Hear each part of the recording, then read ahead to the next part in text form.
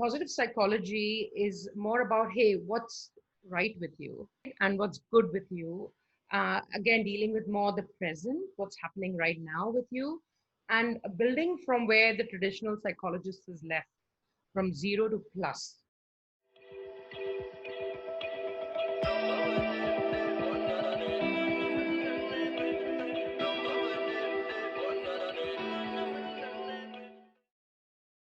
Welcome to another episode of Shift with Shubhra, and I'm your host, Shubhra Vanetti.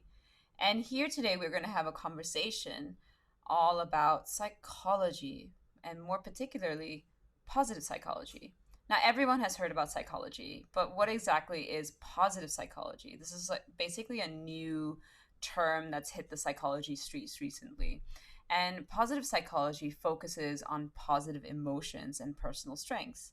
Sounds simple, but it's a lot more than that.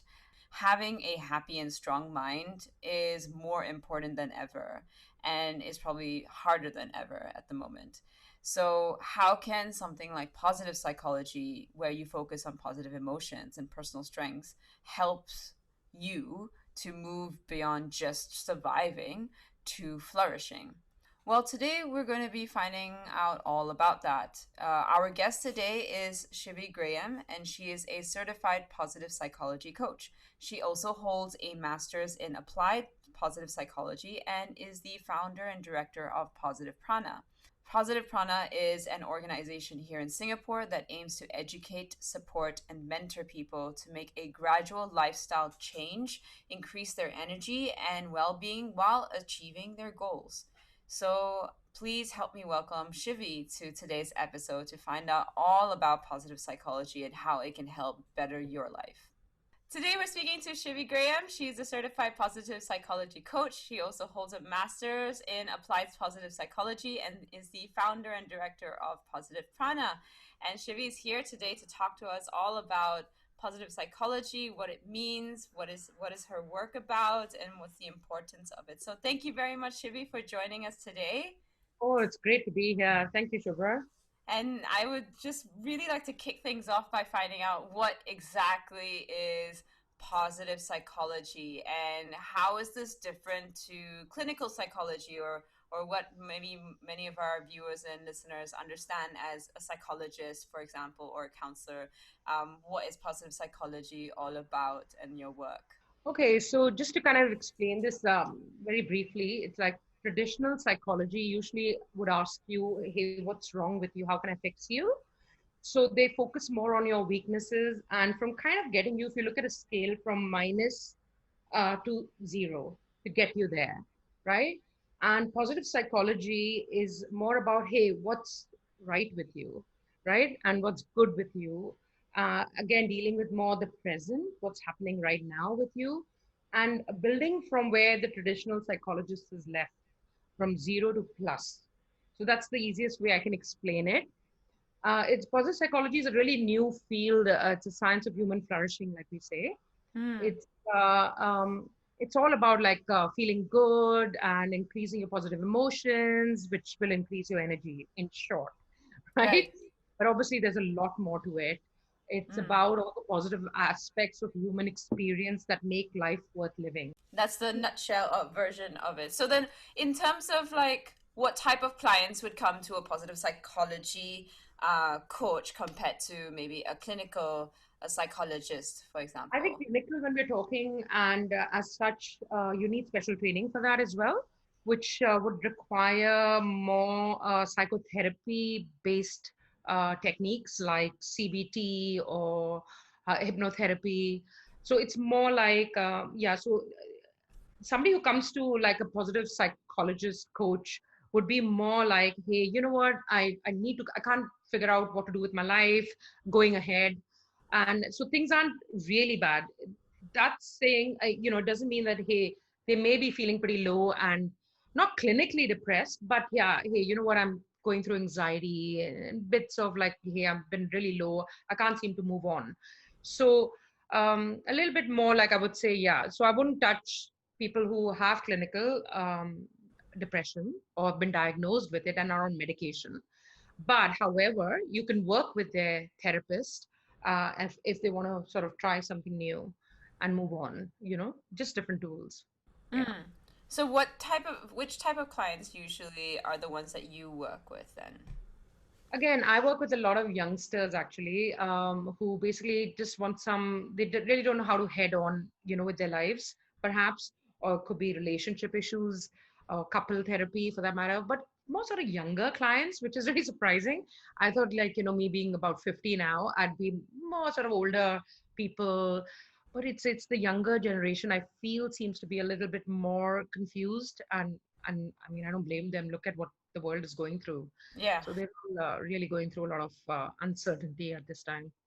And what type of issues are people coming to you with when it comes to younger generation? So you mentioned, a little bit of couples therapy. There is a little bit of when people want to say like, where do I go from now? I think what happens is it actually starts with they just feeling anxious and depressed, or it's they themselves don't know what's going on and why they're feeling. So it's my job really to figure out what's going on with them. So by kind of nudging them along, asking them the questions and pushing them in the right direction, and just throwing a little bit more light on the path and saying, hey, you know what? Let's figure out what's going on with you. So a lot of the times they don't know what the problem is, Right. and we've got to kind of figure out, hey, what's going on. And in can you probably share why you got into positive psychology? Like, how did you get into it? Oh, wow. That's a really big question for me because it actually starts from, I'll have to go right from the beginning where I've always been into wellness, but it was always, wellness in my days when we were growing up was all about physical health, and you got to stay fit, eat right. And so that's what I did. I went and got a certification in personal training. I started my own gym because I thought, okay, wellness means staying fit. So, I even did yoga at the time, and it was all about the body and looking after the body. And as I moved on, in my 30s, I started realizing, hey, there's more to it. Just, my body feels fit, but somewhere when I wasn't feeling really good, and I started looking more into the emotional, mental, spiritual aspects. So Right. you start getting a little bit more into that. That's when I met a lot of spiritual leaders and who taught me mindfulness, meditation, um, and nudging me in sort of that direction. And so I started exploring that. And but when I turned 40, really the turn happened when I had a massive change in my relationship and I went through a divorce. And that sort of really woke me up to asking some real questions and tough questions to myself. And I realized that, hey, you know what? And you that's when you start asking the bigger questions of yourself, like, hey, what's the purpose of my life? What's the meaning of this life? And that started pushing me into from digging more. And that's when I came to the science of wellness and happiness, and I started looking into it, which was really fascinating to me because it sort of brought everything I had done so far together and started giving me more answers, more evidence based answers. So I knew meditation was helping me, but I didn't know why it was helping me. And Mm. I started looking deeper into the science of what was going on. And it just fascinated me. And that's when I started digging more and going into studying it and doing my master's. And it was just a great experience, coming out of it. And it's kind of bringing my Eastern world and Western world together, the Eastern world of all the spiritual practices I learned, and the Western world of sciences of fitness, holistic health, and psychology. So it kind of brought it all together. You could have chosen like a master's in just psychology, right? It could have been a master's in social work or counseling, for example. Why specifically did you choose positive psychology? Like, how did it marry some of the other things that you were already into? I think I kind of wanted the kind of person I am. I'm a very sort of, I have a very positive outlook to life. I I felt like just dwelling into the past, into your problems as to why something happened, is fine. I get it, but it's necessary sometimes. But I think it's really important to look ahead Mm. and come to the present, accept what's going on, and look ahead. And I think that's where positive psychology started really. Giving me that direction, and that's where coaching happened. I realized that, hey, it's really important to look ahead and seek for answers, so more solution focused versus problem focused. Mm. sort of appeal to me. And I think that's the way the world is turning a little bit more. And that's the new way of looking at things. It's more about thriving now versus just surviving, you Mm. know? So, And what are the tools that you use for your approach in your positive psychology coaching? all right. So, in positive psychology, we use something called positive psychological interventions. Now, these are based on all the research that's going on different things like gratitude. Why does gratitude make us feel good, or why does mindfulness make us feel good? So, there's already existing positive interventions that I use, which have been tried and tested. But I also, because I'm a very creative person and I love finding out more and very curious, I have started now developing my own positive interventions, Okay. which based on the science we already have. So it's something that I came up with was like, say, positive divorce. So Mm. because it was so close to my heart and I came out of it really, feeling great. So I wanted to help a lot of people who kind of are going through divorce thinking it's the end of the world. And so that's one aspect. The other thing is my company is called Positive Prana. So the positive comes from positive psychology, but the prana also comes from the subtle life energy that we is prana. And I feel energy is really important. Energy, everything is about energy, and it's about every thought we have, every idea we have in this world is based on energy. It's subtle energy. We can't see it, but doesn't mean it doesn't exist. And so basically, when you feel good, your energy is pretty high and your prana is high. So I kind of am working both ways. So I work with increasing your positive emotions to raise that energy, but we can also work for, the other way around where you raise your energy and you start feeling good. So it kind of complements each other. So it's about just keeping the emotions positive and the energy high. So it's a balance, and we've got to figure out how to do that. Do you incorporate energy based or prana based sort of Definitely. And I think part of that is more, again, which is, I think actually psychology is catching up, science is catching up with something we've known in the East for many, many years about mindfulness, meditation, breathing, like pranayams. It was fascinating. I was doing this for about 20 years before I got into understanding the science behind it. mm, So I think a lot to learn. And that's why I keep both options open. And I say, hey, you know what? Keep your mind open. Sometimes we think, energy is very airy fairy. It's, what's going on, and it sounds a little, but there is some truth in there. Just because we don't understand it and they're maybe not all explained as yet mm. doesn't mean it doesn't have any value. So I'm looking into that. I'm kind of trying to see, hey, what's going on there. Let's see. Science is catching up, I would say. And then again, there's a lot to learn from science as well, which validates what we've already known. What is the science, like you were saying about some of the science that's backing up with gratitude? Do you think you can share some insight into that, like for our viewers, if they don't know the importance of gratitude and how that actually affects on a scientific level? Yeah, well, actually, there's a lot of research done where they obviously, say, for example, for mindfulness, right? So they've done all this mindful based stress research. There's thousands of papers actually on gratitude and mindfulness where they actually put, you know, they've actually seen what's going on in your brain.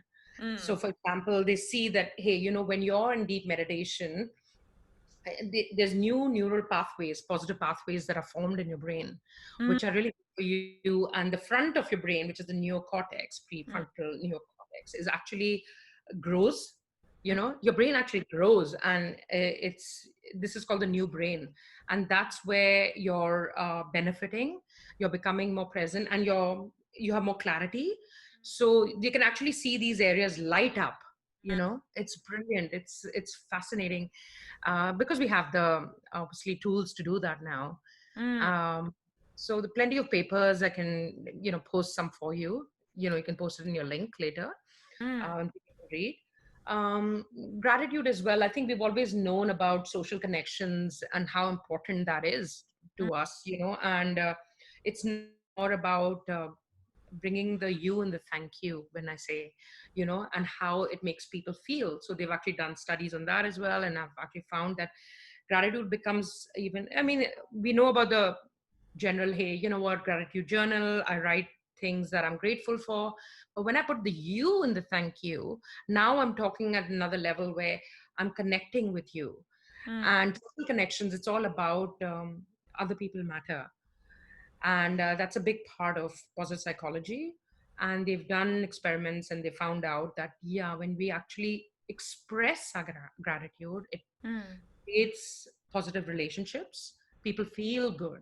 And obviously, they figure out how people feel good by, doing the surveys with them. And it actually leads to so much more fulfillment in the relationship.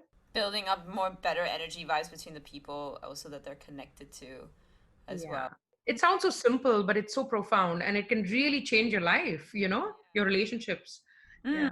Have you seen in the clients that you've worked with, are there any success stories, for example, or case studies that you can share on how these processes have helped? Oh, it's amazing. The one I love is there was a boy who was sent to me by a therapist who was actually sentenced to go to prison Yeah. for a year. And obviously, he had a lot of anxiety, Mm. and I needed to teach him some sort of stress relieving tools. That's what he came for. But so I did teach him all the breath work and the mindfulness and meditation practices. But we went a little bit further and I told him, look, while you're there, try and figure out, like, instead of looking at it as a trauma and my life is over and feeling like a victim, think about what you can learn from this. Why is this happening to you? And he came out of it, Shubhra, Mm. feeling so I mean, I can't even begin to tell you. It's so emotional for me because not only did he come out stronger and so resilient, Mm. he came out of it with such purpose. Like he wanted to help the other kids his age Yeah. who were obviously uh, you know doing things which were very destructive to their lives. And he decided that, oh, I'm going to now, this is it was he was very clear. He decided what he wanted to do with his life, but on the side he also wanted to help these people. Mm. It it was so amazing. It was so simple. It was just by asking questions of himself, Mm. which I took out from positive psychology, just the basic um, elements, fundamental elements of positive psychology, Yeah. about meaning and purpose. Mm. And he took it, and he actually, what we refer to in positive psychology as um, post traumatic growth, you Mm. know. So you can always look at, instead of just looking at it as a trauma, you actually come out of it feeling so much better. And you say, oh, wow, actually, I've learned so much from this and I've grown as a person.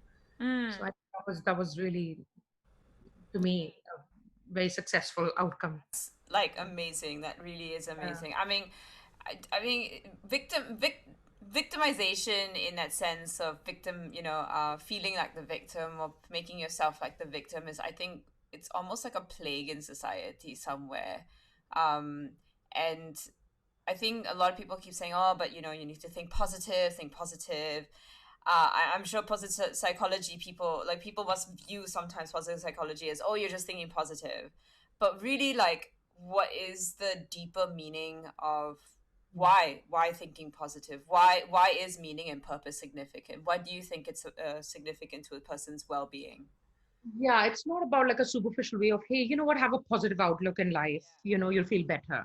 It's actually really going deeper. You're right there. It's about really looking at the science behind certain elements. Now, obviously, when we talk about positive psychology, first I have to mention Martin Seligman, Mm. who basically gave us a model of, which was referred to as PERMA, which is an acronym for positive emotions, engagement, relationships, meaning, and accomplishment, right? And all these five elements are important um, to live a good life, so to speak. Now, they could be independent of each other, or they kind of are intertwined a little bit, Mm. right? Now, what you're asking for is about the meaning. I mean, it's all connected. When I feel like there's some meaning to my life or there's some purpose in my life, it increases my positive emotions. So, Yeah. like I said, they're all kind of connected. But when meaning is something that is so personal, you Mm. know, what's meaningful to you may be different from what's meaningful to me. So maybe finding the love of your life is what brings meaning to your life, and maybe my work is my meaning, or contributing to society somebody else's meaning. Mm, So you can never have too much of meaning in your life, or you can't always say, my life is too has too much meaning or too purposeful. We're always seeking for that meaning and purpose in life, which gives us certain sort of it's like a it's like a guide, you know and it's so important. It gives us that direction in life. So mm. that's an important element of this PERMA model that Seligman's given us. So You know, would clients, if there were clients out there or people out there who are struggling to basically find their meaning and purpose in life, would they be ideal clients for you in that sense? I think everybody's looking for meaning and purpose in life at some point. I think we all are always seeking and changing. We're all changing all the time and changing directions. And sometimes life changes its direction for us, Mm, circumstances, and we're constantly looking for new, what's new now? What else can I do? And what you might have thought was meaningful in your life may not be meaningful anymore. So yeah. what you thought think in 20s and 30s and 40s, it just keeps changing. So you're constantly exploring and finding out new things about yourself. So Mm, it's a great journey. It's really a journey. So yeah. positive psychology is just one route, kind of helping you through. And if Yeah. there was maybe a small, like, simple exercise that you could probably share with people that they could do, like, right here and now, what would something be to sort of jump start that band? Right now, obviously, it's a lot of uncertain times, COVID times, lockdown, anxiety prevails. One thing that's really important, like we say, for your well-being, Yeah. three things that you need to do in your day, no matter what, where you are, is make sure that you're doing something that gives you pleasure, whatever that might be, you know, playing with your pet, watching TV. Second is doing something that makes you feel accomplished. Mm, It could be small things like, learning a new language, anything that you kind of are challenging yourself to. And social connection. You have to connect with people. So we can't just sort of, if either three, something's missing, you've mm, really got to balance it. yeah. You could do too much of just working and not really, connect with people or find pleasure, take time to play, so to speak. Mm, You've balance it. And if you're just sitting around watching TV all day, you're not going to feel good at the end of the day. mm, It's a mood downer. yeah. So notice what's going on in your day. So that's one thing that we can immediately start. For that, I would say you need to set up a routine. Sometimes, we kind of feel a bit lost. So you've got to give each day, you can't just throw it away. You've got to plan it. Yeah. And one more thing that you could immediately do while you're planning is plan your worry time separately. If you're constantly worried all day long, you're going to be worried like 24/7. If I say, you know what, from 7 to 7:30 is my worry time, I'm going to give it. Worry is very insistent. It's like this child, about children now. Yep. They can be very insistent and they want your time now and your attention now. Yeah. You just say, you know what? Yeah, Mm, just hang on there. I'll give you some time. mm. Between this time and this time, I'll attend to you. And it's really important to attend to your worry as well. You can't just ignore it. What things could you do to attend to your worry? Or like I said, like you give it time. So you know that, okay, the half an hour is my worry time. The next 23 and a half hours, I'm worry free, Mm, right? Yeah. You've got to acknowledge it. You've got to label your worry as to, hey, what's going on? What am I worried about? Label it as in like you've got to, you can't hide behind it. You've got to really face it. It's a little like, we don't really want to face our problems and our stresses. We just, so, and it's like, okay, like you've had a child, right? So I'm really stressed because, I can't, I can't control, I can't sleep enough. Say, for example, now I have this child. But then you have to go back and say, yeah, but I really wanted to have this child. You have to remind yourself, I really wanted this child, and it brings so much joy in your life. So you kind of forget that, that worry is again, it can be dealt, it's a stress, and it just has to be dealt with. And don't forget the bigger picture, you know, and the joy that you got out of it as well. So it's just taking that step back a little bit, and instead of whining and complaining about it all the time, just again find solutions. we keep pushing people, like instead of becoming a problem, work at the solution. What can I do? What can I do? And what can you do? It's very simple. The easiest thing is just breathe your uncertainty away. you Right. know just breathe it out. Like we say, just take 5 minutes out Mm, and do some breathing. You can either breathe or you can challenge that worry as well. You know what I mean? You challenge. So it depends. What the challenging is, more like um, a cognitive based therapy. okay. And you can challenge it and say, you know what, okay, I don't agree with you. Da da da, and you can have that conversation. Honestly, easiest is just breathe it out. you know Mm, and long exhalations. That's how we are naturally. We sigh when we're tired or we're worried. And that's that long exhalation. So now science has proven that, hey, when we just breathe in and out, we can just let it out. And sometimes that's all it takes, you know. mm. That's all it Yeah, takes. absolutely. Okay, so that's great. So pleasure, accomplishment, social connect every day, and then designate a worry time where you sit and just talk to your worries, and then you can challenge your worries after that. But you must sit and just talk to worries, saying, "No, I'm only giving you 20 minutes today, and that's from 7 to 7:20 because I got no other time for that, and I'm just gonna let you stew at that point, and then I get on with other things in my life." I think that's so important. Correct. And just make sure your energy is high, because usually when we're feeling very stressed and low, our energy level has dropped. Mm, And just checking, I mean, you can just start by checking your body and seeing, hey, eat, move, sleep. Have I moved enough? Have I eaten right? Have I slept enough? So mm, simple. So first, start with the body, and then you can go on to the thoughts, you yeah, know, negative thoughts, and, then we can deal with that. But at the gross level, you just check with your body first. And half the time people are just haven't slept properly or haven't eaten right. absolutely. It's so simple. And you know about sleep, Mm, and how important it is. So it's to me, it's like the minute they correct their sleep, they're sorted. yeah. So eat, move, sleep, EMS, and then PAS, which is pleasure, accomplishments, and social connect, and then W's on the side, worry time on the side. So is that people can take away from today's talk. And if I could just end off today's conversation, I wanted to just ask, like, what is the shift that you want to create with Positive Prana and the work that you do for the world and for your clients? I just think it's really important for people to live real, authentic, fulfilled lives. Until you're not authentic to who you really are, you can't really feel fulfilled and contented. It's really important to really start digging deeper, and whatever it is, you just need to challenge yourself a little bit, and find out, instead of being complacent and saying, you know what, this is it, and I'm quite happy, I'm in this comfort zone, and I'm okay with it.